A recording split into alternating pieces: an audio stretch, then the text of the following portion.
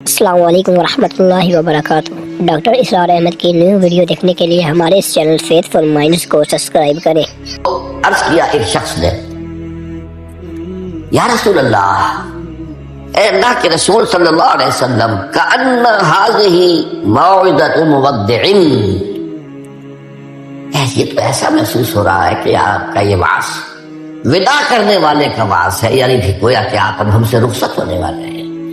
معلوم ہوتا ہے کہ یہ آخری وعظ ہے جو آپ نے ارشاد فرمایا، جس درجے کا بلیغ اور مؤثر وعظ آپ نے اور دلوں میں کھپ جانے والا، جس سے آنکھوں میں آنسو کے جو دریا بہنے لگے اور دل جو ہے دہل گئے۔ تو کأن هذه موعظة مودع، وداع کرنے والا مودع، تو جیسے وہ جاتے ہوئے آخری وقت میں نصیحت کرتا ہے، آپ کی معلوم ہوتا ہے ایسی نصیحت ہے۔ فأوصنا، تو ہمیں ذرا مزید وصیت فرمائیے کہ آپ ہمیں کیا تاکید کر رہے ہیں۔ اگر یہ واقعی آپ کا اس دنیا سے رخصتی کا وقت قریب آ گیا ہے تو پھر ہمیں وہ باتیں بتائیے کہ جن کی ہمیں سب سے زیادہ ضرورت ہوگی۔ اب یہاں سے حضور کا قول شروع ہو رہا ہے۔ فقال، حضور نے فرمایا، اوصیکم بتقوی اللہ، سب سے پہلے تو میں وصیت کرتا ہوں تمہیں اللہ کا تقوی اختیار کرنا۔ تقوی کے معنی بہت مرتبہ بیان ہو چکے، بچنا، اور یہ تقوی ایک دنیا کا ہے، ایک آخرت کا ہے۔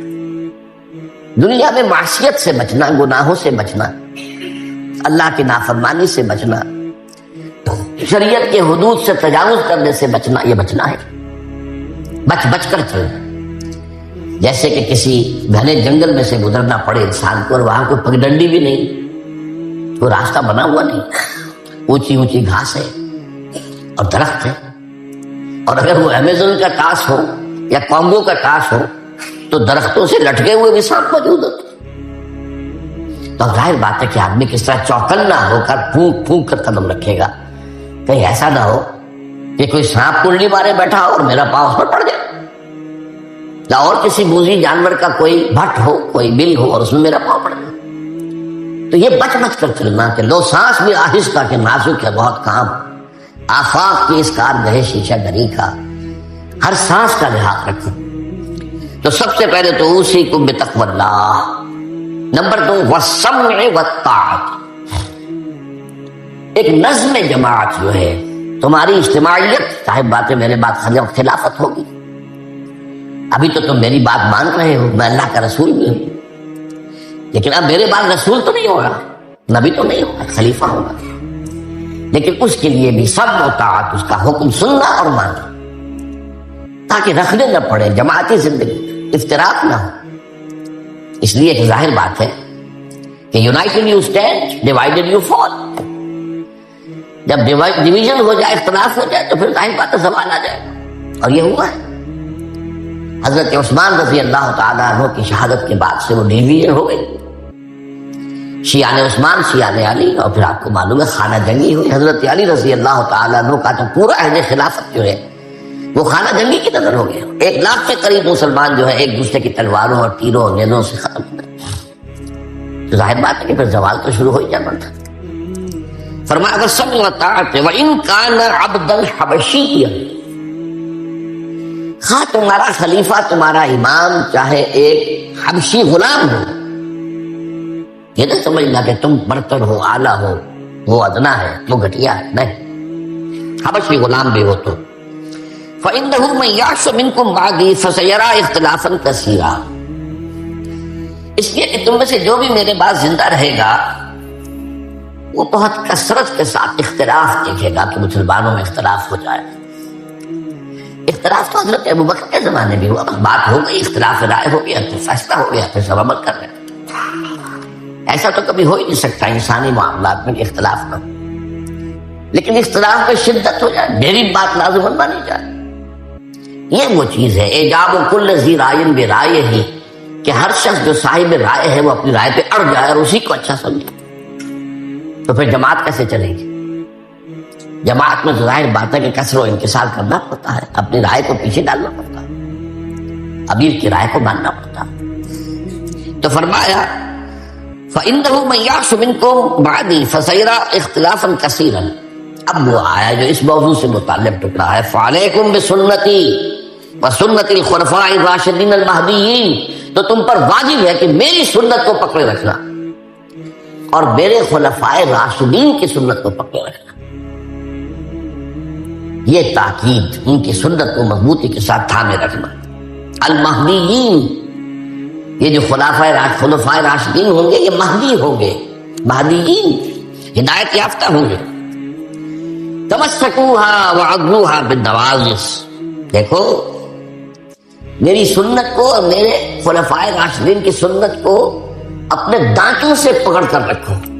یہ کچلیوں کے دانت جو ہوتے ہیں کسی شے کو پکڑنے کے لیے، درندوں میں آپ کو معلوم ہے یہ لمبی ہوتی ہیں کچلیاں، یہ چونکہ زندہ گوشت کو پھاڑنا ہوتا ہے، زندہ جانور کو، یہ کچلیاں ہی ہوتی ہیں جو ان کو پھاڑتی ہیں، یہ آگے کے دانت کی کام نہیں کر سکتے۔ ہمارے ہاں چونکہ اب انسان جو ہے کچا گوشت نہیں کھاتا تو کچلیوں کی اتنی ضرورت نہیں ہے، تو چھوٹی رہ گئی ہے، نشان تو ہے۔ تو فرمایا عضو علیہا بالنواجذ، اپنی کچلیوں سے، دانتوں سے اسے پکڑ لو۔ وَإِيَّاكُمْ وَالْمُحْدَثَاتِ الْأُمُورِ، اور دیکھو ہرگز نئے پیدا ہونے والے معاملات کی پیروی نہ کر، یہ بدعت ہے۔ میں پچھلی مرتبہ بیان کر چکا ہوں، بدعت اور محدثہ، بدعت محدثہ یہ ہم مانی الفاظ۔ وَإِيَّاكُمْ وَالْمُحْدَثَاتِ الْأُمُورِ فَإِنَّ كُلَّ مُحْدَثَةٍ بِدْعَةٌ وَكُلَّ بِدْعَةٍ ضَلَالَةٌ، اس لیے کہ ہر نئی پیدا شدہ چیز بدعت ہے اور ہر بدعت گمراہی ہے۔ میں نے اس اعتبار سے آپ کو یاد ہوگا کہ بدعت کے جو اسباب پیدا ہیں وہ بھی کل پچھلی مرتبہ بیان کیے تھے۔ بدعت کا ایک سبب یہ ہوتا ہے کہ جب دین کا ہماگیر تصور سامنے نہیں رہتا، دین کے ہماگیر تصور میں عبادات بھی ہیں، معاملات بھی ہیں، اور معاملات کی اہمیت زیادہ ہے۔ معاملات کی کوتاہی کو اللہ معاف نہیں کرے گا، عبادات کی کوتاہی کو اللہ معاف کر دے گا، وہ تو اللہ کے لیے ہے نا۔ تو اللہ تعالیٰ تو بہت معاف فرمانے والا ہے، لیکن انسانوں کا حق اللہ کیسے معاف کرے گا؟ آپ نے کسی کا حق مارا ہے تو اس کا حساب کتاب تو ہو کر رہے گا، یا تو آپ کے کچھ برے اعمال، اس کے کچھ برے اعمال، گناہ آپ کے حساب میں آئیں گے، اور یا آپ کی کچھ نیکیاں ہوں گی تو وہ دے دی جائیں گی اس کو جس کا کہ حق آپ نے مارا۔ وہ گیو اینڈ ٹیک وہاں ہوگا، کریڈٹ ڈسکریڈٹ جو ہے وہ ہوگا، کریڈٹ اور ڈیبٹ وہ ہو کر رہے۔ اب تیسری چیز اور ہے، عبادات، معاملات، اور سب سے اوپر اللہ کے دین کو غالب کرنے کی جد و جہد۔ یہ ہم نے حضرت معاذ کی حدیث میں پڑھا ہے، وَضَرْبَتِ السَّلَامُ مِنْ الْجِهَادُ فِي سَبِيلِ اللَّهِ۔ اسلام ایک درخت کے مانند ہم نے دیکھا، وہاں حضور نے مثال دی، اس کی جڑ ہے وہ شہادت اللہ الہ الا اللہ وان محمد رسول اللہ، ایک تنا ہے، اقام الصلاۃ و ایتاء الزکوٰۃ، اور ضربۃ السلام من، اور آپ کو معلوم ہے کہ اصل جو درخت سے مطلوب ہوتا ہے وہ تو اوپر ہوتا ہے۔ ٹھیک ہے، بعض درختوں کی لکڑیاں بھی کام میں آ جاتی ہیں، جلا کے بھی لیتے ہیں، یا وہ اس سے فرنیچر بن جاتا ہے، لیکن اصل جو ہے پودا لگایا ہے تو پھول کے لیے، پودا لگا درخت لگایا تو آم کے لیے، وہ کہاں ہوتا ہے؟ وہ تو جڑ میں تو نہیں لگتا، وہ تنے پر نہیں لگتی، وہ تو اوپر۔ تو وہ جو چوٹی ہے وہ جہاد فی سبیل اللہ ہے۔ اب کچھ لوگوں کی زندگی سے یہ جہاد خارج، انہیں تصور ہی نہیں کہ یہ بھی کوئی فرض ہے، باطل کے نظام کے تحت آرام سے رہے، پاؤں پھیلا کر سوتے ہیں، اپنا پروفیشن، اپنا کاروبار، اپنا دھندا، انہیں اس سے غرض ہی نہیں کہ ہو کیا رہا ہے ماحول میں، اللہ کے دین کو کیسے اس کی دھجیاں بکھیری جا رہی ہیں، شریعت کو کیسے پامال کیا جا رہا ہے، دین میں کیسے تبدیلیاں کی جا رہی ہیں، انہیں فکر نہیں، تو ادھر سے پڑھ کر آ گئے۔ اور کچھ لوگ ہیں جو معاملات کو بھی چھوڑ بیٹھے، کاروبار میں تو سود کیا کرے، لینا ہی ہے، دینا ہی ہے، بینک سے روپے لیے بغیر کاروبار کیسے بڑھائیں، کارخانہ تو لگانا ہی ہے تو بینک سے تو قرض لینا ہی ہے، چھوٹے مکان میں کیسے رہوں، بڑی حویلی تو بنانی ہے، بعض سے جو ہے بینک سے قرضہ لینا ہی ہے، یا اسی طریقے سے اور کا معاملات کے اندر جو ہے وعدہ خلافی ہو رہی ہے، جھوٹ ہے، وغیرہ وغیرہ، دھوکہ ہے۔ اب وہ دین سکڑا، ایک حصہ اقامت دین کی جد و جہد خارج از بحث، معاملات اس کے اندر بھی کمی، تو اب سارا جو گاڑھا پن ہے وہ عبادات میں آ گیا۔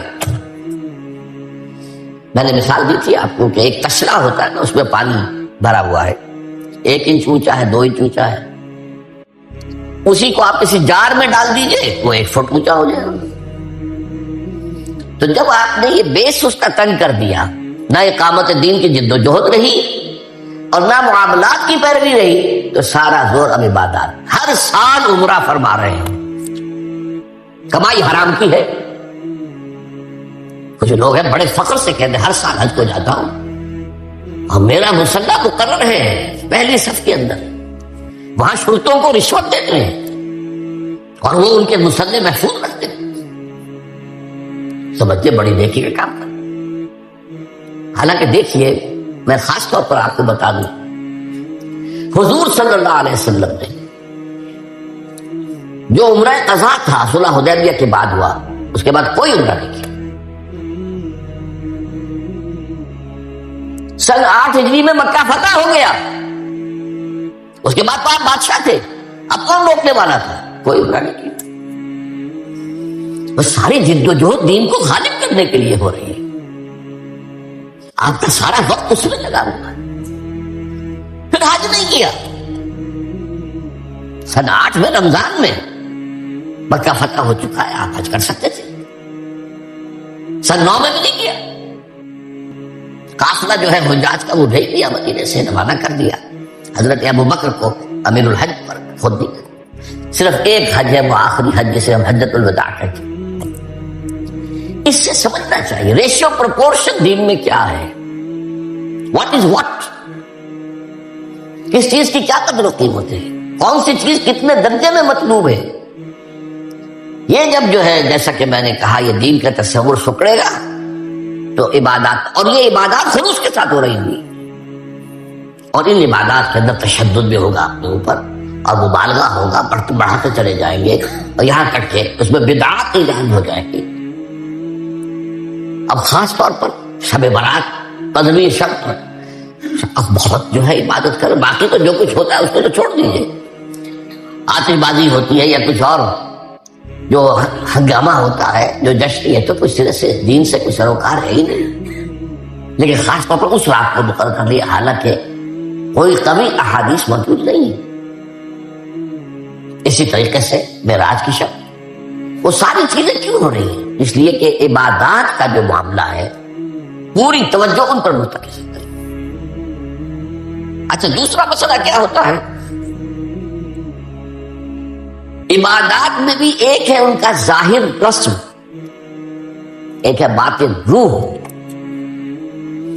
ایک نماز کا ظاہر ہے، فقہی طور پر آپ نے بالکل صحیح نماز پڑھ لی، صحیح وضو کیا، پھر اس کے بعد آپ نے تکبیر تحریمہ کہی، ہاتھ اٹھائے، باندھ لیے، ثنا پڑھی، فاتحہ پڑھی، کچھ اور قرآن کا حصہ پڑھا، پھر رکوع میں گئے، تسبیحات کی، پھر کھڑے ہو گئے، پھر سجدے میں گئے، پھر بیٹھے، پھر سجدے گئے، پھر اٹھ کھڑے ہوئے۔ یہ جو رسم نماز ہے، اس کی ظاہری شکل، رسم کہتے ہیں ظاہری شکل رہ گئی، رسم ازاں روح بلالی نہ رہی، فلسفہ رہ گیا، تلقین غزالی نہ رہی۔ اب اگر اسی پر توجہ مرتکز ہو جائے گی تو روح دین کی طرف سے توجہ ہٹ جائے گی۔ اس ظاہر کے بارے میں تو بڑی نیند میخ ہوگی، چھوٹی چھوٹی باتوں کے اوپر اختلاف ہو جائے گا، من دیگرم تو دیگری، یہ کیا کیا تو نے، آمین زور سے کہہ دیا، یہ ہماری مسجد میں آیا کیسے تو؟ آئندہ جرات میں کرنا، ٹانگیں توڑ دیں، یہ کیا رفایا جنگ کر رہے ہیں؟ چھوٹی چھوٹی چیزیں، بڑی چیزیں سب ہضم، لکڑ ہضم، پتھر ہضم، سود ہضم، جھوٹے کاروبار سے آنے والی آمدنی ہضم، یہ اختلافات ہضم نہیں ہوتے۔ اس میں پھر رسومات کا اضافہ ہوتا ہے، رسومات پر رسومات، رسومات پر رسومات۔ اب اسی کی ایک مثال ہے، شادی بیاہ کے لیے رسمیں کتنی ہو گئی۔ ہم نے تحریک شروع کی، اللہ کا شکر ہے، کچھ چرچا ہے، بھائی نکاح مسجد میں کرو، لڑکی والوں کے ہاں کوئی دعوت طعام اس کا ثبوت نہیں ہے۔ دعوت طعام ایک ہے اور وہ دعوت ملیمہ ہے، لڑکے کی طرف سے، اس کا گھر آباد ہوا، وہ اپنی خوشی منائے، سیلیبریٹ کرے اپنے دوستوں، یہ ثابت ہے، اس کی تاکید ہے۔ باب الولیمہ حدیث کی کتابوں کے اندر پورا باب، باقی اور کوئی نہیں۔ اب یہ ہمارے ہاں بارات چڑھ رہی ہے اور پہلے سیرا بن رہا ہے اور پھر وہاں کچھ پیسے پیش کیے جا رہے ہیں، پھر وہ بارات گئی ہے جتھا بن کر، اور وہ لڑکی والوں کے ہاں جو ہے وہاں نکاح ہوا ہے، وہاں پھر وہ جو کھانے کھائے جا رہے ہیں ان میں جو آپ کو معلوم ہے اسراف ہو رہا ہے، جو کھانا جو ہے برباد ہو رہا ہے جس طریقے سے کھاتے ہیں، یہ ساری چیزیں، اور پھر کتنی دعوتیں ہوتی ہیں، مہندی کی دعوت ہو رہی ہے، مہندی کی رسم ہو رہی ہے، ابھی تو تاریخ لینے جا رہے ہیں لڑکی والوں کے ہاں، وہ دعوت ہو رہی ہے، جشن ہو رہا ہے، پر ہوتا کہاں ہے یہ؟ جن لوگوں کی حرام کی کمائی جو ہے، جن کے پاس انبار اس کے ہیں، وہ اپنی دولت کے اظہار کے لیے یہ سارے کام کرتے ہیں، اور اس کا نام تبذیر ہے قرآن مجید کی اصطلاح تبذیر۔ ان المبذرین کانوا اخوان الشیاطین، یہ جو پیسے لٹانے والے ہیں اپنے نام و نمود کے لیے، شہرت کے لیے، دکھاوے کے لیے، یہ شیطانوں کے بھائی ہیں۔ نتیجہ کیا نکلتا ہے؟ آپ کے پاس تو دولت کے انبار تھے، آپ نے کیا، ایک غریب آدمی کی مصیبت ہو گئی، وہ کیا کرے؟ میری بیٹی کیا کہے گی؟ میری شادی پر میرا باپ یہ بھی نہیں کر سکتا، وہ کھاتے پورے کرتے ہیں جس طرح بھی۔ السلام علیکم ورحمۃ اللہ وبرکاتہ۔ ڈاکٹر اسرار احمد کی نیو ویڈیو دیکھنے کے لیے ہمارے اس چینل فیتھ فار مائنڈز کو سبسکرائب کریں۔